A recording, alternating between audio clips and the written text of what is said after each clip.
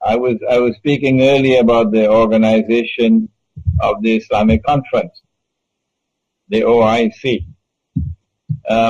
Morris must have been about 35 years ago that I was a PhD student at the Graduate Institute of International Studies in Geneva, and I chose this as my doctoral thesis, the OIC, Post-Caliphate Islam and the Search for a New Islamic Public Order and International Order through the OIC, the Organization of the Islamic Conference. At the time when I was working on that thesis, I had no knowledge of Islamic eschatology. No. And it took me 30, 40 years to be able to acquire sufficient command of the subject of Islamic eschatology. And so the initial view that I had of that organization it has now been, I have now been able to look at it far more seriously than I did at that time. The spectacle that occurred in Cairo over these last few days should disturb us. And that is that here are the governments of the whole world of Islam assembled, some 53 countries assembled in Cairo. Either the head of government is present, or a representative of the head of government is present, representing the government.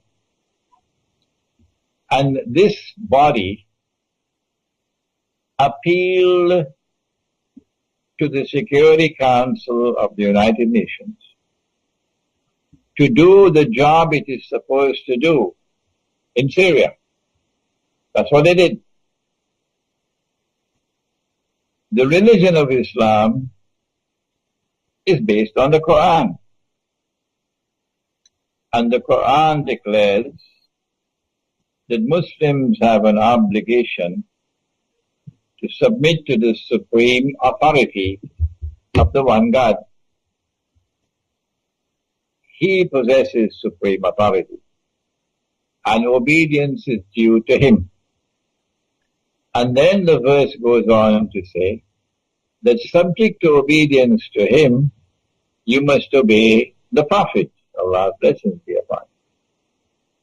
And then it continues to say, subject to obedience of Allah and of His Messenger, you must obey those in authority, but it continues to say those in authority from within your own ranks.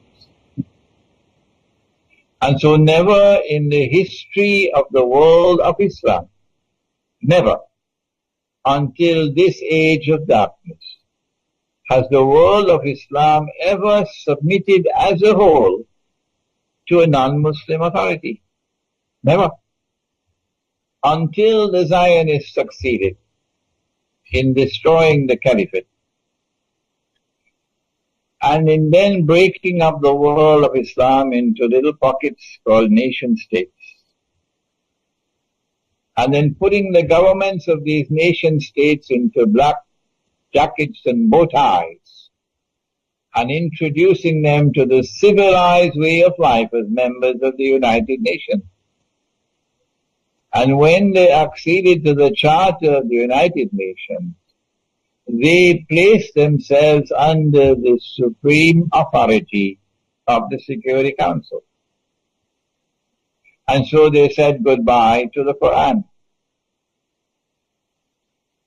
This is a monstrous betrayal of the Book of Allah, the Quran.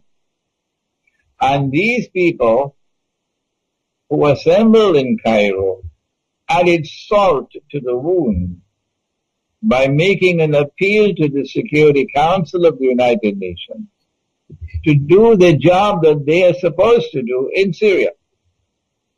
Number two, apart from Iran, and to some extent, I think, Iraq, and maybe Lebanon, all the rest of the world of Islam, all of them, declared Bashar al-Assad's government to be the main culprit for the violence in Syria. And none of them ever mention or will ever mention that Saudi Arabia and Qatar and Turkey are complicit in sending men and sending weapons and financing an insurrection in another country. The world knows that. But these men assembled in Cairo, who spoke for the word of Islam, never mention a word of that. And they will not mention. And so Putin was presented with the spectacle of his ally, Iran, standing all alone. China saw Iran standing all alone. And China and Russia saw the whole world of Islam functioning as puppy dogs of the Zionists. Puppy dogs of the Zionists. What kind of impression would that make on the Russian intelligentsia and on the Chinese intelligentsia? What would they think about the world of Islam, Sunni Islam? But on the ground, the Muslim peoples do not share the views of their governments. But they don't have a means to express that view of their government, of their view on the subject of Syria, for example. And there's considerable resentment against Saudi Arabia in the world of Islam. Considerable hostility for Saudi Arabia in the world of Islam. I would like to recall, for the benefit of our listening and viewing audience, Morris, that in 1990, when Saddam Hussein walked, they said, "Will you walk into my parlor?" Said the spider to the fly. And Saddam got the green light and he walked into Kuwait. They set a trap for him and he walked into it. But when Saddam took over Kuwait, there was joy, there was happiness in Malaysia, amongst the Malay in Singapore, the whole of Indonesia, Brunei, the whole of Southeast Asia was celebrating because there was so much repugnance and hostility for Kuwait. The same feelings they have for Saudi Arabia. And I have absolutely no doubt that when Israel begins her wars, which I know it's coming, they're coming, and she attacks Pakistan and Iran and Syria and Egypt and so on, you will find the Muslim peoples around the world rising up in great anger, great hatred. Little Israel, that is Singapore, is going to have the mother of all problems when Israel comes out from behind the curtain. And so the sentiments of the people are at variance with the position of the governments.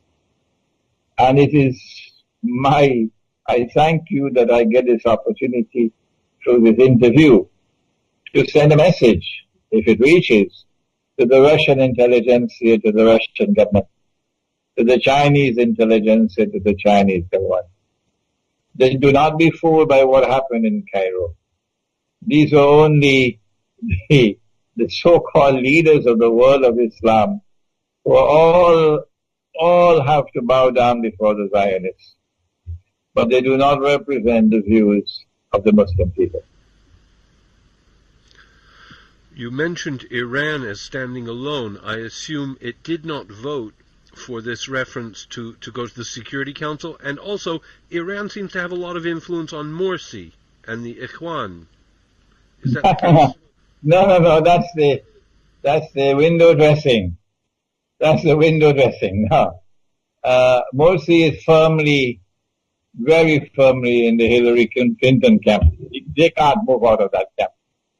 They must have made a deal with Washington to be able to get to where they are today. And there's no way they can get out of that embrace. No. So they can try whatever they want with Iran, making a visit to Iran getting Iran to visit, it doesn't change the ground, the reality. The reality is that Egypt is in this camp. And Egypt cannot move out of this camp to form any kind of a rapprochement with Iran. No.